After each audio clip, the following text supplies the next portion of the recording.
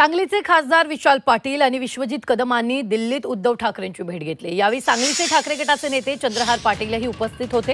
तर या भेटीवरून सांगलीतील लोकसभेच्या जागेवरून झालेला वाद मिटलेला आहे। तर विशाल पाटील आणि विश्वजित कदम हे आपलेच आहेत, झालेली चूक आता पुढे होणार नसल्याचं त्यांनी यावेळी आश्वासन दिलंय।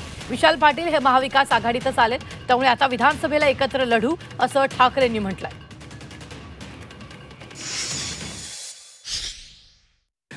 बघा, विशाल विश्वजित काय चंद्रहार काय ही तरुण तरुण मुलं आहेत।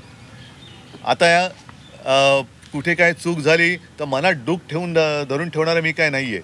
त्यावेळेला जे घडायला नको ते घडलं, पण तरी एक गोष्ट नक्की की आम्ही भाजपचा पराभव हा तिकडे केला। भले आम्ही वेगळं लढलो, माझा चंद्रहार पराभूत झाला त्याचं शल्य आहेच, पण भाजपा जिंकला नाही।